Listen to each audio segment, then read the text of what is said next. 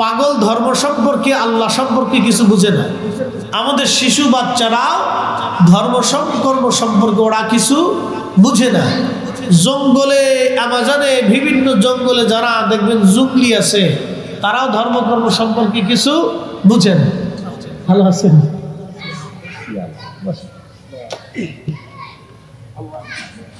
তারাও কোনো কিছু বুঝে না। মেহেশ্বরের মাঠ কায়েম হবে, আল্লাহ বিচারপতি, আমরা সব আসামি। আমরা সবাই কি একসাথে বলেন কি? আমরা চিরসত্য, আমরা সবাই আসামি। জীবনে মিথ্যা বলছি, বক্তা শ্রোতা সবাই বলি নেই ভাই, মিথ্যা বলছি, কবিরা গুনাহ করছি। বুকে হাত দিয়ে কেউ বলতে পারবে যে কবিরা গুনাহ হয় নাই? কেউ বলতে পারবে? আপনি কি আর আমি কি? কবিরা গুনাহ করছি, তো কবিরা গুনার পরে তার তো কোনো গুনাহ নাই, এটি সবচেয়ে বড় গুনাহ। তো বড় গুনাহ আপনিও করছেন, আমিও করছি, তা আমরা সবাই কি আসামি? আমরা সবাই আসামি, আপনিও আসামি, আমিও আসামি। আসামি ছাড়া এখানে কেউ নাই, সবাই আমরা আসামি। আমরা তো আসামি, তো আল্লাহ বিচারপতি, মেহেশ্বরের মাঠে আমরা আল্লাহর আদালতে আসামি হয়ে গেছি। আমরা সবাই আসামি।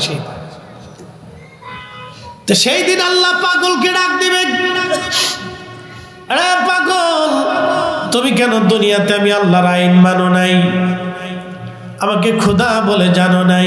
পাগল বলবো, ইয়া রাব্বি, আমারে পাগল বানাইছিলা, যদি পাগল না বানাইতা তাহলে অবশ্যই তোমাকে মেনে মেনে চলতাম। ছোট্ট বাচ্চা যারা মায়ের কোলে থেকে মারা যায়, ওই ছোট্ট বাচ্চাটাকে আল্লাহ কিয়ামতের ময়দানে ডাকবে, আমার বান্দা দুনিয়াতে কেন তুমি আমাকে মানো নাই? ছোট্ট বাচ্চা বলবি, ইয়া রাব্বি, বুঝারা বয়স হওয়ার আগেই তো নাবালেগ অবস্থায় তুমি আমাকে কবরে নিয়ে আসছো, তোমার দরবারে নিয়ে আসছো। আল্লাহ, যদি সেই দিন তুমি আমারে বড় বানাইতা, বালেক বানাইতা, তাহলে তোমাকে মানতাম। জঙ্গলের ভিতরে জঙ্গলি বাহিনী যারা আছে, বড় মানুষ যারা আছে, ওই যে উপজাতি যারা আছে, যাদের কাছে কখনো কালেমার দাওয়াত পৌঁছায় নাই, তাদেরকে আমার রব বলবে, ও আমার বান্দারা, কেন তোমরা আমার কাছে মানো নাই, আমার কথা মানো নাই, আমাকে খোদা বলে জানো নাই? সেই সময় জঙ্গলিরা বলবে, ইয়া রাব্বি, যদি আমাদের কাছে কালেমার দাওয়াত আসতো তাহলে আমরাও মেনে নিতাম। আল্লাহ, কেউ তো কালেমার দাওয়াত আনে নাই, সেই জন্য আমরা মানতে পারি নাই। সবার উত্তর সুন্দর। রব্বুল আলামিন বললেন, তাহলে আমি যা বলবো তোমরা কি মানবা? বলে, হ্যাঁ রব, মানবো। তখনই আল্লাহ বলবেন, এ আমার বান্দারা, এ পাগল যারা দুনিয়াতে পাগল ছিল, এ শিশু, তোমরা যারা শিশু খেলে আমার ডাকে চলে আসছো, এ জঙ্গলের প্রাণী মানুষগুলি তোমাদের কাছে যাদের কালেমার দাওয়াত পৌঁছায় নাই, আমি রব এখনই হুকুম দিলাম, তোমাদেরকে জাহান্নামী বানাইলাম, তোমরা জাহান্নামে চলে যাও। তখন একদল ছুট দিবে, দৌড় দিবে জাহান্নামের দিকে, এক দৌড় দৌড়াইতে থাকবে, আর একদল দাঁড়াই থাকবে। আল্লাহ বলবেন, তোমরা দৌড়া দিল না, হুকুম দিলাম জাহান্নামে যেতে, দাঁড়াই রইছো? বলি, ইয়া রাব্বি, জাহান্নাম বড় কষ্টের জায়গা, কঠিন জায়গা, আল্লাহ ডর করে, আপনারা মাফ করে দিন। ঠিক কত বড় সিটা। আল্লাহ ডাক দিবে, হ্যাঁ বান্দা, আমাকে তোমরা দেখেছো, আমার হাসর দেখেছো, জাহান্নাম দেখতেছো, আমি রাব্বে কারীমের সামনে আমি সরাসরি হুকুম দেওয়ার পরও তোমরা আমার কথা না মেনে এখনো দাঁড়ায় রইছো। তাহলে তোমরাই শোনো, দুনিয়াতে যতই শুধু উপদেশের জন্য নবী রাসূল, উলামা, ফুদালা, আউলিয়াত কেরাম যতই তোমাদেরকে নসিহত করতো, তোমরা মানতা না। আমার এই সরাসরি তোমরা মানলা না, দুনিয়াতেও তোমরা মানতা না। অতএব জাহান্নামে চলে যাও, জাহান্নামে চলে যাও, জাহান্নামে চলে যাও, তোমরা জাহান্নামে। যারা জাহান্নামের দিকে দৌড়াবে, ডাক দিবে, বান্দা দাঁড়া, তোমরা কেন জাহান্নামে যাও?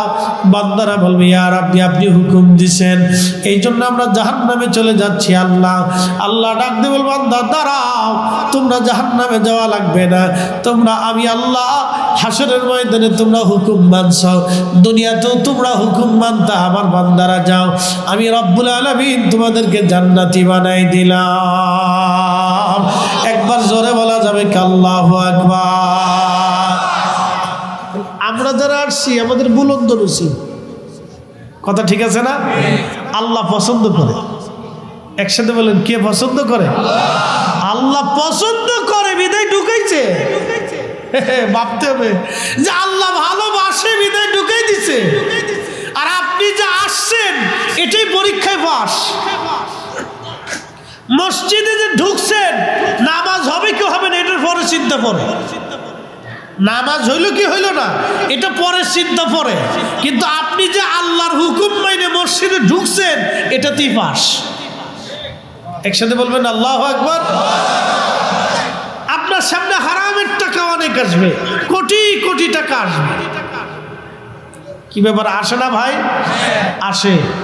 যারা সাংবাদিকের চাকরি করে তাদের সামনে আসে, যারা পুলিশের চাকরি করে তাদের সামনে আসে, যারা রাজনীতি করে তাদের সামনে আসে, যারা সরকারি আমলা তাদের সামনে আসে, যারা বড় বড় টেন্ডার করে তাদের সামনে আসে। অনেকের সামনে এরকম অবৈধ টাকা অনেক আসে, অনেক অফার আসে, নিজ দিয়ে আসে, অনেক টাকার অফার আসে। বলে আপনি ওই জায়গাটাকে খালি করে দিবেন, দখল করে দিবেন, আপনাকে এত কোটি টাকা দিয়ে দিব। অনেক অফার তাদের কাছে আসে। যদি অফারটাকে লাথি মেরে দিয়ে তারা ওই সময় আল্লাহর হালালটাকে মেরে না, ওই মানাটাই তার জন্য সাকসেস, ওই মানার কারণে সে আল্লাহর কাছে কবুল। একসাথে বলবেন আল্লাহু আকবার। এটা এক ধরনের জিহাদ, এটা এক ধরনের অনেক বড় জিহাদ। যারা সাংবাদিকরা মৃত্যুর মুখে নিয়ে সত্য রিপোর্ট করে, আপনি তাকে ছোট করে দেখবেন না, ও মরণের মুখে নিয়ে সত্য রিপোর্ট করতেছে। যেই পুলিশ লক্ষ লক্ষ কোটি কোটি টাকা ঘুষ এক পাশে রেখে সত্য রিপোর্ট করে, বুঝতে হবে এই লোকটা 100% পিওর, সে আপনার চাইতেও পিওর। কারণ সে এক পাশে অর্থ আর এক পাশে হক রাইখা সে হকের উপরে একবারে দায়েম কেমন, সেই লোকটা 100% পিওর। যে রাজনীতিবিদ কোটি কোটি টাকার অফার থাকার সত্ত্বেও যে অন্যায় বিচার করে না, ন্যায় কাজ করে, বুঝতে হবে এই লোকটা 100% আপনার চাইতেও পিওর। কারণ সে আগুন এক পাশে আর এক পাশে মৃত্যু, আগুনের পাশে দাঁড়াইয়া সে তার নিজের মৃত্যুকে এবং আগুনকে বরণ করে নিছে, কিন্তু সে মিথ্যাকে বরণ করে নাই। সে আপনার চাইতেও আমার চাইতেও দামি। এই জন্য আল্লাহ রসুল বলছেন দুনিয়াতে যে ন্যায় বিচার করবে আল্লাহ হাসরের ময়দানে তাকে আরশে মুআল্লার নিচে জায়গা করে দিবে। আসতে হয়ে গেল না? জোরে বলেন। কারণ পৃথিবীতে ন্যায় বিচার করা কিন্তু কঠিন। আপনি ন্যায় বিচার করলে বহু মানুষের শত্রু হবেন। কি কথা কন না কেন? আমাদের দেশের মানুষ কি সবাই ভালো? সবাই কি ন্যায় মানে? মানে না। ছেলে অন্যায় করছে, মামলা থেকে ছেলেরে বাঁচানোর জন্য মা চেষ্টা করে, বাবা চেষ্টা করে, মামা চেষ্টা করে, চাচা চেষ্টা করে, খালু চেষ্টা করে, অথচ ছেলে কিন্তু নারী ধর্ষণ করছে। এই বাপের উচিত কি? এই বাবার উচিত তখন ন্যায়ের পক্ষে থাকা, ছেলের পক্ষে না। আল্লাহর বিধান অনুযায়ী যেই ছেলে অন্যায় করবে তখন বাবার দায়িত্ব কোরআনের পক্ষে থাকা, ছেলের পক্ষ না। কি কথা বল না কেন? কিসের পক্ষে থাকা? কোরআনের পক্ষে থাকা, ন্যায়ের পক্ষে থাকা। বাবার উচিত, মায়ের উচিত ন্যায়ের পক্ষে থাকা।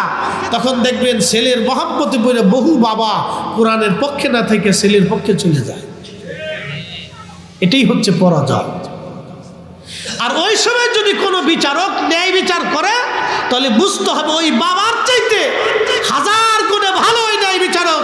এই জন্য আল্লাহ বলছেন ন্যায় বিচারকরে আল্লাহ আরশে মুআল্লার নিচে জায়গা করে দেবে। বুঝতে পারছেন? এগুলি বুঝার অনেক কিছু আছে, ইসলাম অনেক বিষয় আছে, আমাদেরকে সূক্ষ্ম পয়েন্ট বুঝতে হবে। আমরা নিজেরাই অনেক সময় আমরা ন্যায়ের পক্ষে না থেকে সন্তানের পক্ষে চলে যাই, ভাইয়ের পক্ষে চলে যাই, চাচার পক্ষে চলে যাই, নিজের আত্মীয় স্বজনের পক্ষে চলে যাই। কিন্তু সমাজে ধরেন একটা গন্ডগোল হয়েছে, তখন আপনি কিসের পক্ষে, ছেলের পক্ষে নেবেন না ভাইয়ের পক্ষে নেবেন না ন্যায়ের পক্ষে নেবেন? যদি বলেন হ্যাঁ আমি ন্যায়ের পক্ষে নেব, তাহলে ন্যায়ের পক্ষ যদি নেন তাহলে একবারে নিরপেক্ষভাবে আপনাকে অবস্থানে থাকতে হবে। কথা ঠিক আছে না ভাই? নিরপেক্ষ থাকতে হবে। এগুলো আমাদের একটা সূক্ষ্ম পয়েন্ট। তাহলে এখন বলেন, প্রশ্ন করি, সারা বাংলাদেশের মানুষ যদি ন্যায়ের পক্ষে থাকে, প্রত্যেকটা বাবা যদি ন্যায়ের পক্ষে থাকে, প্রত্যেকটা ভাই যদি ন্যায়ের পক্ষে থাকে, প্রত্যেকটা মা বোন যদি ন্যায়ের পক্ষে থাকে, তাহলে আমাদের দেশে কি আর অন্যায় বিচার হয়? হবে না। কারণ বাবাই যখন ন্যায়ের পক্ষে, তখন সন্তান অন্যায় করছে বাবা নিজেই বিচার করবে যে না এই সন্তান, আমি অবশ্যই ন্যায়ের পক্ষে, সন্তানের পক্ষে না। কথা ঠিক আছে না ভাই? আর বাবাই যখন যায় বলে চেয়ারম্যান সাহেব এই ফুলাটা কিন্তু আমার, আপনি একটু দেখেন, কিন্তু যেমনি হোক সিস্টেম ফিস্টেম করে ফুলাটারে বাঁচানো যায় কিনা। পোলা করছে অকাম, তখনও চেয়ারম্যান সাহেবকে বুঝায় কিছু পয়সা করে দেওয়ার, এই পোলাটা বাঁচাই দিয়ে। কি বাপের বাপ! এই বাপে আবার মইরে চিন্তা করে বেহেশত পাবো, 80টা হুর নিব, একবারে বেহেশত চলে যেতেছি। শয়তান হাসে আর উড়ে চাচা, তোমার মতো সিটার পৃথিবীতে আর নাই, তুমি আমার সেতু বড় সিটার। এই জন্য শোনেন, যেই বিচারক ন্যায় বিচার করে, আপনি ভাববেন সে মর্দে মুজাহিদ, সে আগুনের সামনে রেখে ন্যায় বিচার করতেছে। ন্যায় বিচার যখনই করবেন তখনই বহু মানুষ আপনার শত্রু হবে। ন্যায় কথা যখন বলবেন তখন বহু মানুষ আপনার শত্রু হবে। কি কথা কর না কেন? আপনি যখনই ন্যায় বিচার করবেন, ন্যায়ের পক্ষে থাকবেন। যেই সাংবাদিক ন্যায়ের পক্ষে থাকে তার মৃত্যুর ঝুঁকি থাকে, যেই পুলিশ ন্যায়ের পক্ষে থাকে তার চাকরির অসুবিধা থাকে, যেই সরকারি আমলা ন্যায়ের পক্ষে থাকে, ঘুষ খায় না, দুর্নীতি করে না, তার চাকরি নিয়ে, তার প্রমোশন নিয়ে বহু ঝামেলা থাকে। কি কথা কর না কেন? যেই চেয়ারম্যান মেম্বার ন্যায়ের পক্ষে থাকে তার মৃত্যুর ঝুঁকি থাকে, যেই রাজনৈতিক নেতা ন্যায়ের পক্ষে থাকে তার শত্রু বেশি থাকে, তার মৃত্যুর ঝুঁকি থাকে। এই জন্য এই সমস্ত ব্যক্তিরা যারা ন্যায়ের পক্ষে থাকবে, তাহলে বুঝবেন তারা আমাদের চাইতেও দামি, আবেগদের চাইতেও দামি। তাদেরকে মর্যাদা দিবেন, সম্মান দিবেন, তারা আলাদা সম্মানে। কারণ তারা পৃথিবীতে না থাকলে তাহলে পৃথিবী অন্ধকার হয়ে যেত, ন্যায় নষ্ট হয়ে যেত, অন্যায় আসতো, আসমান থেকে বৃষ্টি বন্ধ হইতো, জমিনে শস্য উৎপাদন হতো বন্ধ হয়ে যেত, আল্লাহ পাথর নিক্ষেপ করত, সময়ে সময়ে আল্লাহ গজব নিক্ষেপ করত, যদি এই ন্যায় পৃথিবীতে না থাকতো। এই জন্য ন্যায় কাজ করে যারা, তাদেরকে আপনারা বেশি পছন্দ করেছেন। তারা আমাদের চেয়ে শ্রেষ্ঠ, আল্লাহর কাছে মর্যাদা পায়। এগুলো সূক্ষ্ম পয়েন্ট। আল্লাহ আমাদেরকে এগুলি বুঝার তৌফিক দিক, সকলে বলে না আমিন। প্রিয় উপস্থিতি, খুব মনোযোগ দিবেন। বিশ্ববিখ্যাত একজন খলিফা, তার নাম ওমর রাদিয়াল্লাহু আনহু। আপনারা নাম শুনেছেন হযরত ওমরের। যদিও ন্যায়ের কথা আসছে, আপনি যদি চিন্তা করেন আমাদের দেশে কতজন মানুষ আছে, কতজন মুসলমান আছে, মুসলমানের হিসাব পরে করেন মানুষ কয়জন আছে, আপনি হিসাব করেন মানুষ কয়জন আছে। বলে হুজুর মানুষ কিভাবে চিনব? যদি মানুষ চিনতে চান তাহলে টাকা হাওলাত দিবেন, মানুষ যদি চিনতে চান দোকানে বাকি দিবেন, মানুষ যদি চিনতে চান তাহলে আপনি আপনার নিজের যুবতী কন্যাটাকে রাত 10টার সময় রাস্তায় ছেড়ে দিয়ে বলবেন তুমি ঢাকা গাবতলী থেকে ঘুরে আসো, তাহলে বুঝবেন যে দেশে মানুষ কয়টা আছে। আর যদি আরো মানুষ চিনতে চান তাহলে ঘরের দরজা খুলে ঘুমাবেন, তাহলে আপনি মানুষ চিনবেন যে কত মানুষ আছে দেশে। কি কথা কন না, কত মানুষ আছে দেখবেন যে খালি দরজা জানলা খুলে ঘুমাই থাকবে, আর বেশি কিছুর দরকার নেই, তাহলে দেখবেন যে মানুষ কত আছে। তো যদি আরো বুঝতে চান তাহলে মসজিদের দরজা জানলা খুলে রাখবেন, তারপরেও বুঝবেন যে মানুষ খারে কম। মসজিদের টাকা তার কুত্তায় চুরি করে না, এটা মানুষই করে। কোনো হিন্দু চুরি করে না, এটা মুসলমানেরই করে। কি কথা কর না কেন? কোনো হিন্দুর কলিজার সাহস হয় না যে মুসলমানের মসজিদে যে চুরি করবে। হিন্দুরা এটা সাহস করে, এটা ভারতে করতে পারে কিন্তু বাংলাদেশে করে না। মুসলমানই চুরি করে, আল্লাহর ঘর মসজিদে চুরি করে। ছি ছি ছি ছি, মুসলিম কল্পনা করতে পারবেন? এটাও আছে। এই জন্য মানুষ, আপনি মুসলমানের হিসাব পরে করেন, আগে মানুষের হিসাব করেন যে মানুষ কয়জন আছে, তাহলে বুঝতে পারবেন যে মানুষ কয়জন। এই জন্য এর ভিতরে যারা ভালো কাজ করে, ভালো মানুষ আছে, তাদেরকে গুরুত্ব দিবেন, মর্যাদা দিবেন, সম্মান দিবেন, যেন এরা মানুষ। হাজার ভেজালের ভিড়ে যদি কোনো ব্যক্তি ন্যায় বিচার করে, তাহলে বুঝবেন এটা অনলি 1% মানুষ, তাকে সম্মান করবেন যেন একটা মানুষ। যেই লোকটা এখনো একটা মানুষ, যে খোলাফায়ে রাশিদের নীতিতে সে এখনো বহাল আছে, যে ন্যায় কথা বলে, সত্য কথা বলে, ন্যায়ের পক্ষে থাকে, এই লোকটা মানুষ, তাকে সম্মান করবেন, হাজার শ্রদ্ধা করবেন যেন একটা মানুষ। আমি আপনাদেরকে চিনাই দিয়ে দিচ্ছি, আমাদের দেশে কত মানুষ আছে জানেন? কত ভাই আছে নিজের বোনের জমি বুঝাই দেয় না, অথচ টুপি মাথায় দিয়ে মসজিদের কাতারে প্রথম কাতারে নামাজ পড়ে। কি কথা কর না কেন? আমাদের তো আলেম, আমার কাছে অনেক মানুষ দোয়ার জন্য আসে, কতজন কান্দে যে হুজুর একটু দোয়া করে যে আমার জমি পাইনি। ভাই সেই দিন একজন কাঁদতে কাঁদতে অস্থির হয়ে যেত, এক বৃদ্ধা মহিলা, আমার ভাই আমাকে ঠকাই দিছে, আমার জমি আমার ভাই আমার বুঝাই দেন, এতটা বছর আমি গরিব মানুষ। আপনি তার কথা শুনলে গা শিহরে উঠবে যে করেটা কি? নিজের মায়ের পেটের ভাই তার বোনকে জমি 30 বছর ধরে বুঝাই দেয় না। আপনি কল্পনা করতে পারবেন? গা শিহরে ওঠার মতো কথা। আবার এই বিষয় নিয়ে যদি আপনি আদালতে মামলা করেন, তো মামলা 30 বছর চলে। এখন আমি আপনাদেরকে একটা সূক্ষ্ম পয়েন্টে প্রশ্ন করি, জবাব দিবেন তো। বনে জমি পায়, এটা একবারে আল্লাহর আইনে বলেন আর সরকারের আইনে বলেন, বাবার অর্থ বনে পাবে, সন্তান পাবে। কথা ঠিক আছে না ভাই? কার অর্থ পাবে? বাবার সম্পদ সন্তান পাবে, আল্লাহর আইনেও পাবে, সরকারের আইনেও পাবে। তাহলে বনে মামলা করলো যে আমি আমার বাবার উত্তরাধিকার সূত্রে এই সম্পদ পাই, আমার ভাই দেয় না। এই মামলা 10 বছর চলার কি আছে? তো 7 দিনে শেষ হয়ে যাওয়ার কথা। কি কথা ঠিক আছে না? আদালত 10 বছর নিবে কেন?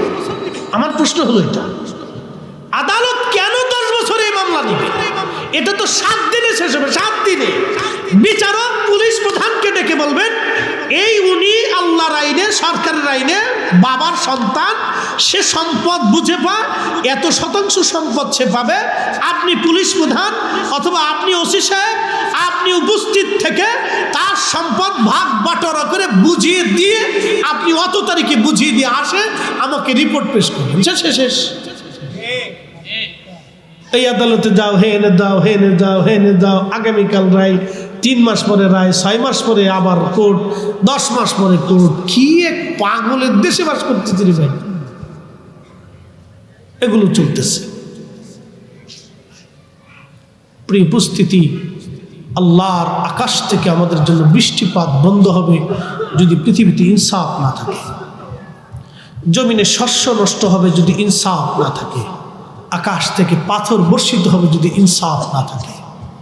আপনি হজ করে কি করবেন যদি আপনার ভিতরে ইনসাফ না থাকে? আপনি হজে হেরেমে যেয়ে আল্লাহর কাছে ক্ষমা চেয়ে কি করবেন যদি খাবার হারাম থাকে? কি কথা ঠিক আছে না ভাই? আপনি কাবা ঘর ধরে দোয়া করতেছেন, ইয়া রব, ইয়া রব, ইয়া আল্লাহ, ইয়া আল্লাহ, আপনি মাফ করে দেন, মাফ করে দেন। আপনার পোশাক হারাম, আপনার খাবার হারাম, আপনার পানি হারাম, তো বলেন আপনি কাঁদতেছেন, ইয়া রব, ইয়া রব, আপনার পোশাক হারাম, খাবার হারাম, আপনার পানি হারাম, আপনি কাবা ধরে কাঁদতেছেন, ইয়া রব, ইয়া রব, আপনি মাফ করে দেন, মাফ করে দেন, মাফ করে দেন, কিন্তু আপনার ভিতরে হারাম।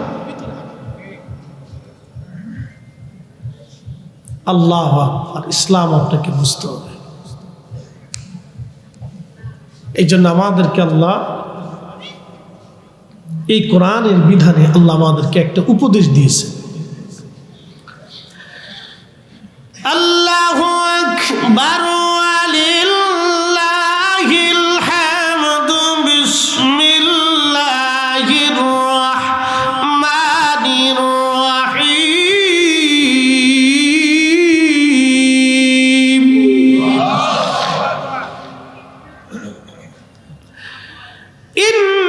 ইন্নাল্লাহা ইয়া'মুরু বিল আদলি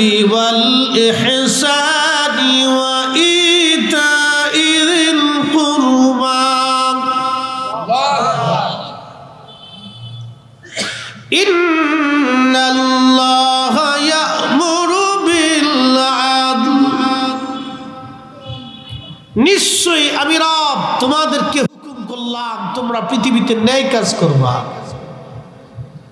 অন্যায় করবা না। ন্যায়কে সমর্থন করবা, অন্যায়কে সমর্থন করবা না। ফয়সালা আমাদের না, ফয়সালা আল্লাহর। তোমরা ন্যায় করবে, অন্যায় করবে না। প্রিয় উপস্থিতি, হযরত ওমর রাদিয়াল্লাহু আনহুর জামানাতে হিমস, বর্তমান যেটা সিরিয়াতে একটা প্রদেশের নাম হিমস, আলেপ্পো হিমস, দামেস্ক সিরিয়ার একটা প্রদেশের নাম হিমস। এই হিমস প্রদেশে হযরত ওমর একজন গভর্নর পাঠালেন। গভর্নরের নাম সাঈদ ইবনে আমির রাদিয়াল্লাহু আনহু। রাসূল করিমের সাহাবী, রাসূল করিমের সাহাবী হযরত সাঈদ ইবনে আমির রাদিয়াল্লাহু আনহুকে গভর্নর হিসেবে পাঠানোর পরে হযরত ওমর চিন্তা করলেন, আমি একটু হিমসে যে হিমসের অধিবাসীদের খবর নিয়ে আসি। সুদূর মদিনা থেকে সিরিয়ার হিমসে চলে গেলেন। হিমসের সেন্ট্রাল মসজিদে বসে হযরত ওমর সব মুসল্লি সিরিয়ানবাসীদেরকে ডেকে বললেন, হে সিরিয়ানরা, বলো এই গভর্নর নিয়ে তোমাদের কি কোনো মতামত আছে কিনা, তোমাদের কোনো বক্তব্য আছে কিনা, তোমরা বলো। তখন এই হিমসের যিনি জনগণ ছিলেন তারা বলেন, আমিরুল মুমিনিন, এই গভর্নর নিয়ে আমাদের 3টা প্রশ্ন আছে, 3টা আমাদের কথা আছে। বলে, কি কথা বলো, আপত্তি কি? তখন লোকেরা বলল, আমিরুল মুমিনিন, প্রথম আপত্তি হলো এই গভর্নর প্রত্যেক দিন সকালবেলা দেরিতে তিনি গভর্নর হাউজে আসেন, দেরি করে তিনি সরকারি কাজে আসেন, আগে আসেন না। কারণটা কি? কেন তিনি নির্দিষ্ট টাইমে আসেন না, তার দেরি কেন হয়? হযরত ওমর বললেন, সাঈদ ইবনে আমির, আপনি আল্লাহর নবীর সাহাবী রাসূল, আপনি হিমসের গভর্নর, আপনি জবাব দিয়ে দেন। সাঈদ ইবনে আমির রাদিয়াল্লাহু আনহু বলেন, আমিরুল মুমিনিন, বিষয়টা গোপন রাখতে চেয়েছিলাম, যেহেতু প্রকাশ হয়ে গেছে বলতেই তো হবে আজ। আমিরুল মুমিনিন, আপনি শুনে যান, আপনি জেনে রাখেন, হুজুর, গভর্নরি ভাতা হিসেবে প্রত্যেক মাসে যে টাকা আমার আসে, এই গভর্নরি ভাতা তো আমি গ্রহণ করি না। আমি সামান্য বাইতুল মাল থেকে কোনো রকম আমার মাসে চলে এমন অর্থ আমি গ্রহণ করে থাকি। আমিরুল মুমিনিন, ওই টাকা দিয়ে আমার কোনো রকম সংসার চলে। একটা বাড়ির কাজের লোক আমি রাখতে পারি না। আমি সকালবেলা নিজের কাজ নিজে করি, নিজে রান্না করি, নিজে রান্না বান্না করে নিজে খেয়ে তারপরে আমি কাজে আসি, যার কারণে আমার আসতে দেরি হয়। আমিরুল মুমিনিন, বিষয়টা গোপন রাখতে চেয়েছিলাম, কিন্তু সবার সামনে আজ প্রকাশ করতে বাধ্য হলাম। আপনি একটু চিন্তা করতে পারবেন যে একজন গভর্নর, তিনি আর কাজের লোক নাই, নিজে রান্না করে, নিজে বাড়িঘর পরিষ্কার করে, নিজে সব করে তারপরে কাজে আসে। এটা সাহাবী রাসূল। পৃথিবীর মাটি খুঁজে এরকম একজন আর পাবেন না। পৃথিবীর মাটি যদি খুঁজেও আপনি তালাশ করেন, এইরকম ব্যক্তি সাহাবীদের মতো আর আপনি পাবেন না, কোথাও পাবেন না। এরপরে বলতেছেন, আর কি অভিযোগ? দেখেন কত বড় অভিযোগ, এটা কি কোনো অভিযোগ হলো? এটা সাধারণ বিষয়। বলে, আর কি অভিযোগ? বলে, আর অভিযোগ হচ্ছে সারা রাত্রিবেলা ভরে ডাকলে উনি ডাকে সাড়া দেন না, কারণটা কি? হযরত ওমর বললেন, সাঈদ ইবনে আমির, তুমি এবার জবাব দিয়ে দাও। নবীর সাহাবী ডাক দিয়ে বলতেছে, আমিরুল মুমিনিন, বিষয়টা গোপন রাখতে চেয়েছিলাম, কিন্তু প্রকাশ করতে হলো আজ। আমিরুল মুমিনিন, সারাদিন জনগণের কাজ করি, মানুষের কাজ করি, সারাদিন মানুষের কাজ করার পরে রাত্রিবেলা একটু সুযোগ হয় বিদায় আমি সারা রাত্র ভরে ভরে আল্লাহর ইবাদত করি। একবার জোরে বলা যাবে কে মারহাবা? আচ্ছা, কি বুঝলেন? যে লোকটা সারা রাত্র ইবাদত করে, তারে দিয়ে কি আমানতের খেয়ানতের কোনো সম্ভাবনা আছে? এক চুল পরিমাণও নেই। এই জন্য ওই সময়কার মানুষ শ্রেষ্ঠ ছিল। রাসূল বলতেন, খায়রুল কুরুনি সুম্মাল্লাযীনা ইয়ালুনাহুম ওয়াল্লাযীনা ইয়ালুনাহুম, আমার এবং আমার সাহাবীদের জমানা উত্তম, আমার পরে তাবিঈদের জমানা উত্তম, তারপরে তাবিঈদের জমানা উত্তম। এরপরে রাসূল বললেন তারপরে শুধু ফিতনা ফিতনা ফিতনা ফিতনা ফিতনা আসুলতানু জিল্লুল্লাহি ফিল আরদ। হে আমার উম্মত শুনে রাখো, তারপরে রাজা বাদশারা আসবে, রাজা বাদশাদের কাছ থেকে ফিতনা ফাসাদ আসবে। আমার উম্মতরা তোমরা শোনো, আসুলতানু জিল্লুল্লাহি ফিল আরদ, আর শাসক গোষ্ঠীরা হচ্ছে জমিনে আল্লাহর ছায়া। আল্লাহ যেমন সবাইকে খাবার দেয়, ছায়া দেয়, নিরাপত্তা দেয়, হিন্দু বৌদ্ধ খ্রিস্টান শিখ নাসারা জৈন মাজুসি মুসলিম সবাইকে যেমন আল্লাহ খাইতে দেয়, পড়তে দেয়, নিরাপত্তা দেয়, ওষুধ দেয়, চিকিৎসা দেয়, তো রাষ্ট্রপ্রধানরাও এইরকম তার দেশের নাগরিককে সবাইকে ওইরকম নিরাপত্তা দিবে, খাদ্য দিবে, বাসস্থান দিবে, খাদ্যের নিরাপত্তা, চিকিৎসার নিরাপত্তা, রাস্তার নিরাপত্তা, ঘুমানোর নিরাপত্তা, বস্ত্রের নিরাপত্তা, সব সুযোগ সুবিধা নিরাপত্তা রাষ্ট্রের শাসকরা তাদেরকে দেবে।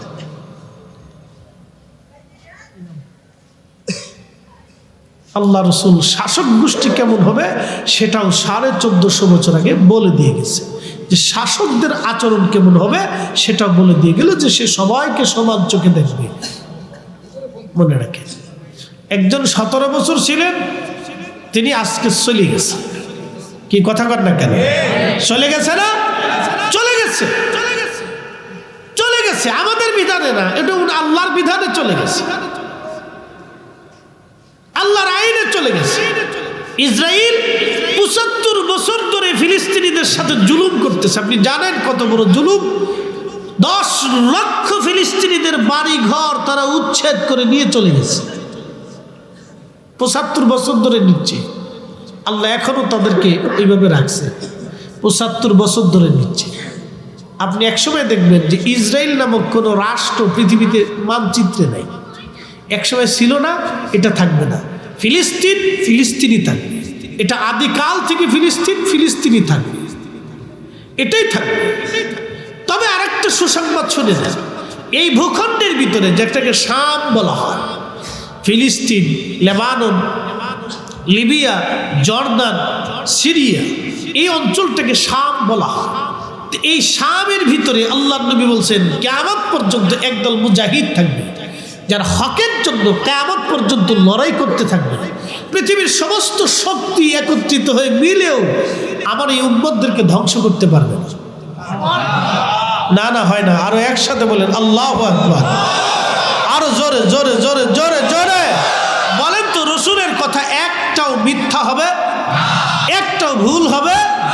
সব কয়টা কথাই চিরসত্য এবং বাস্তব, একটা কথাও রং হবে। তিনি যা বলেছেন এটাই হবে, যাহা বলেছেন উম্মতের জন্য সেটাই হবে। বলেছেন ওয়াদাউল আমানা, আমানতের খেয়ানত বেড়ে যাবে। ঠিক তাই পৃথিবীতে হচ্ছে। এতটাই খেয়ানত বাড়ছে যে নিজের বাবা সন্তানকে বিশ্বাস করতে পারে না। কথা ঠিক আছে না ভাই? এতটাই আমানতের খেয়ানত হয়েছে যে একজন মায়ের কাছে সন্তানও নিরাপদ বোধ হচ্ছে না। এরকম হচ্ছে, সন্তান রেখে পরপুরুষের হাত ধরে চলে যাচ্ছে না। বহু ঘটনা এমনও হচ্ছে, নিজের বাবা নিজের কন্যাকে ধর্ষণ করেন। চিট শুনলে বমি হবে, মনে হবে যে পৃথিবীতে বেঁচে থাকার কি লাভ আছে। আপনার কাছে মনে হবে যে চি চি চি, মানুষ হয় কি করে? এটা হচ্ছে। প্রিয় মুসলমান, খুব মনোযোগ দিবেন। হযরতে সাঈদ ইবনে আমির রাদিয়াল্লাহু আনহু তিনি জবাব দিলেন, আমিরুল মুমিনিন, সারা রাত আমি আল্লাহর ইবাদত করি, সারা রাত ঘুমাই না। সেই জন্যে আমি চিন্তা করলাম সারা রাত্র আমি আল্লাহর কাজ করি, যার কারণে মানুষ আমাকে ডাকলেও আমি তাদের ডাকে সাড়া দেই না, কারণ সারা রাত আমি আল্লাহর কাজে সময় কাটাই।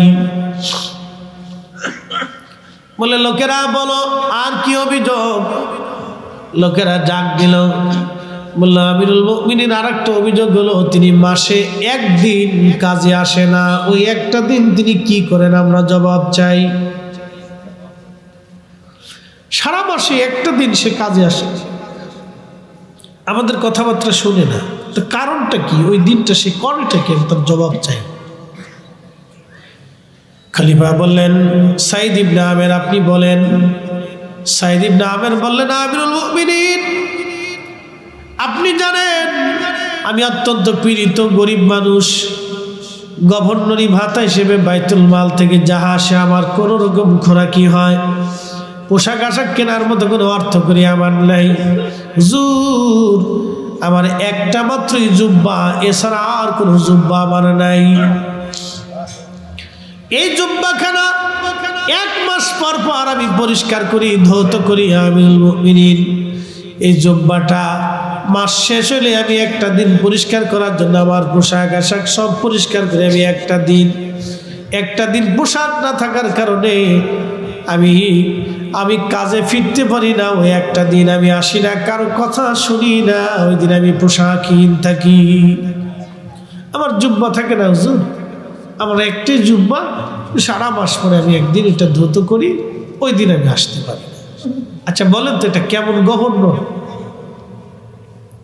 তারা মুসলমান সাহাবী রাসূল, এই জন্য আল্লাহর কোরআনে তাদের সম্পর্কে আল্লাহ বলে দিলেন রাদিয়াল্লাহু আনহু ওয়া রাদু আন, আমি তাদের উপরে খুশি, তারা আমার উপরে খুশি।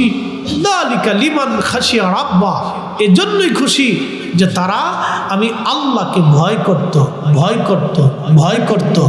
একসাথে বলা যাবে আল্লাহু আকবার। কাকে ভয় করত? আল্লাহকে ভয় করত, আল্লাহকে ভয় করত।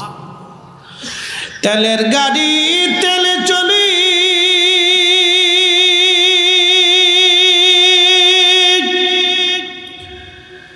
হাওয়ার গাড়ি হাওয়ায় উড়ে, বিনা তেলে চালাই গাড়ি নবী সুলাইমান। আমরা সেই মুসলমান, আমরা সেই মুসলমান। নবীর একজন সাহাবী ছিলেন সালমান ফারসি রাদিয়াল্লাহু আনহু, 250 বছর হায়াত পাইলেন। উনি ইরাকের একজন গভর্নর ছিলেন। সারা মাসে গভর্নরি ভাতা 6000 রিয়াল আসতো, 6000 দিরহাম আসতো, তৎকালীন জমানায় 6000 টাকা। যেদিন বেতন পাইতেন ওই দিন সকালবেলা সবাইকে ডেকে ফজরের নামাজের পরে ইরাকের সমস্ত গরিব মানুষদেরকে ডেকে 6000 টাকা সব গরিব মানুষকে সমানভাবে বন্টন করে দিতেন। জোরে বলা যাবে না মারহাবা। সাহাবী রাসূলের ইন্তেকালের সময় চোখের পানিগুলি বে বে বে বে পড়ে যাচ্ছে। সাহাবীরা বললেন হুজুর আপনি রাসূলের সবচেয়ে বয়োবৃদ্ধ সাহাবী, আপনি চোখের পানি ফেলে ফেলে কেন কাঁদেন? কি জন্য আপনি কাঁদেন গো? সালমান ফারসি বলে সাহাবীরা রে, আমি কিয়ামতের ময়দানে রাসূলের সামনে কোন চেহারা নিয়ে দাঁড়াবো বলো? বলে কেন, কি হয়েছে? বলে আমার নবী ইন্তেকালের সময় সব সম্পদগুলি আল্লাহর রাস্তায় দান করে দিয়ে গেছে, একটা কোটি সম্পদ নবী দুনিয়াতে রেখে যান নাই। এখন আমার কত সম্পদ জমা হয়ে গেল, কিয়ামতের ময়দানে আমি আমার রাসূলের সামনে কোন মুখ নিয়ে দাঁড়াবো? যদি রাসূল জিজ্ঞাসা করে কি জবাব আমি দেব বলো?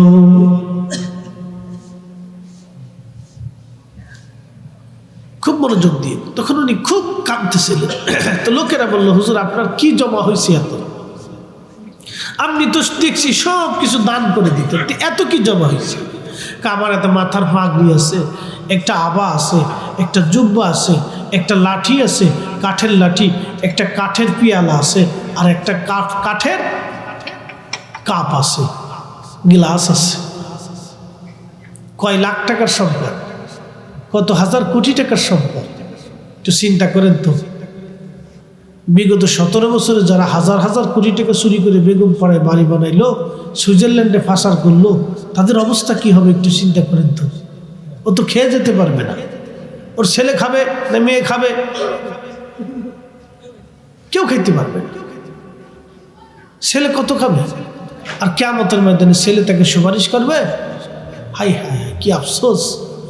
শোনেন, দুনিয়াতে যারা সন্তানের জন্য হারাম উপার্জন রেখে চলে যায়, তাদের মতো বোকা পৃথিবীতে আর একটাও নাই।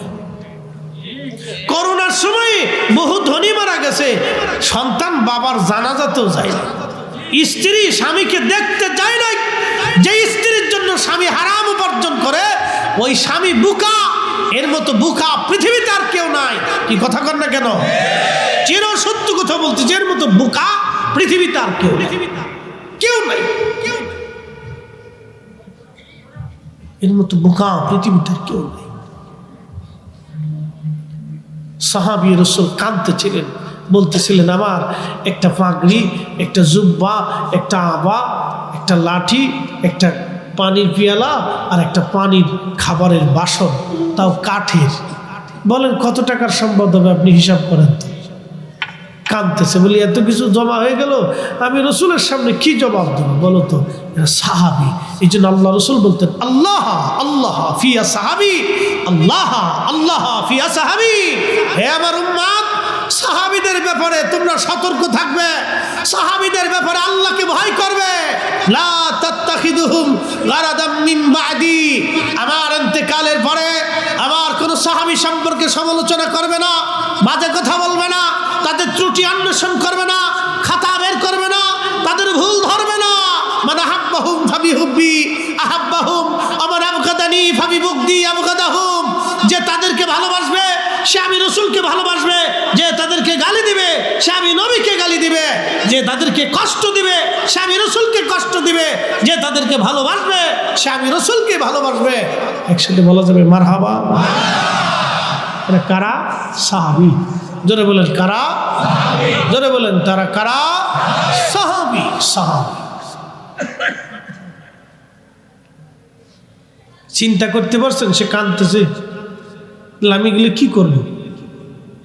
তখন তিনি ওসিয়ত করে বললেন আমার ইন্তেকালের পরে আমার এই জুব্বার আবার যে কাপড়টা আছে, এটা দিয়ে তোমরা আমার কাফনের কাপড় বানাবা, ফাগরির কাপড় দিয়ে আমার কাফনের কাপড় বানাবা। বাকি যত কাপড় থাকে এটা গরিব মানুষকে দান করবা। আমার কাঠের পিয়ালা, পানির পিয়ালা, হাতের লাঠিটাও গরিব মানুষকে দিয়ে দেবা। আমি দুনিয়াতে কিচ্ছু রেখে কবরে যেতে চাই না। আমি রসুলের সামনে কি জবাব দেব যদি রসুল আমাকে জিজ্ঞাসা করে? এই জন্য তিনি আশিক রসুল ছিলেন। আশিক রসুল হজরত ওয়াসাল কারনী, আশিক রসুল হজরত সালমান ফারসি রিদওয়ানুল্লাহি তাআলা আলাইহিম আজমাইন। সাহাবী। রোম সম্রাট কিছু সৈন্য যুদ্ধে ধরে নিয়ে গেল, তো তাদের মধ্যে হযরত ওমরের জমানাতে রোমানরা মুসলিমদেরকে ধরে নিয়ে গেল। তাদের মধ্যে একজন সাহাবী ছিলেন আব্দুল্লাহ ইবনে হুযাইফা।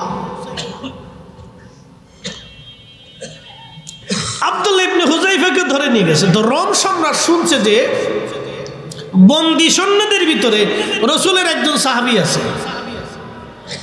তো রোম সম্রাট রসুলের অনেক অনেক মুজেজা কথাবার্তা অনেক কিছু শুনছে। আরো শুনছে যে সাহাবীরা খুব তেজদীপ্ত, খুব ঈমানওয়ালা, খুব বিশ্বাসীওয়ালা, খুব ইয়াকিনওয়ালা। তারা ধরন, চেহারা, স্বাস্থ্য দেখতে তারা ভিন্ন রকম। এখন রোম সম্রাটের ইচ্ছা হলো তাহলে আমি একটু সাহাবী টেস্ট করে দেখতে চাই, সাহাবী দেখতে চাই। একসাথে বলেন আল্লাহু আকবার। এখানে বসে আছেন, পছন্দ কার? না না, জোরে বলেন কার? এর চাইতে লক্ষ গুণ মানুষ কিন্তু সাভারে আছে। এই অঞ্চলে 100 গুণ মানুষই সাভারে আছে। এখানে আমি আসবো আমি জানি না। আমার সেই দাখিলের ক্লাসমেট, আমার বন্ধু যেন আবুল কালাম ভাই, আমরা একই এলাকার ছেলে, একই ওয়ার্ডে। আমরা দাখিল সেকশনে একসাথে পড়াশোনা করছি। বন্ধু এখন ইসলাম ব্যাংকে চাকরি করে, তা আমি এই লাইনে চলে আসছি। আমার সে বহু বছর পরে আমার মসজিদে গেছে যে দোস্ত আমার একটু সময় দিত। তা আমি তো প্রোগ্রাম আমার আজকে লোকে টাঙ্গাইলের ঘাটাইলে। অবশ্য ওখানে 11টা 11:30 মাইক ধরবো, ওই বাদ আসা একটু সুযোগ দেওয়া দরকার। আসেন, বাদ আসায় আসেন। আরও সাথে আর কয়েকজন মেহমান গেছিল, আমি যদিও তাদেরকে সমাদর করতে পারিনি, কিন্তু তো তখন আমি চিন্তা করলাম ঠিক আছে, দেবো ইনশাল্লাহ।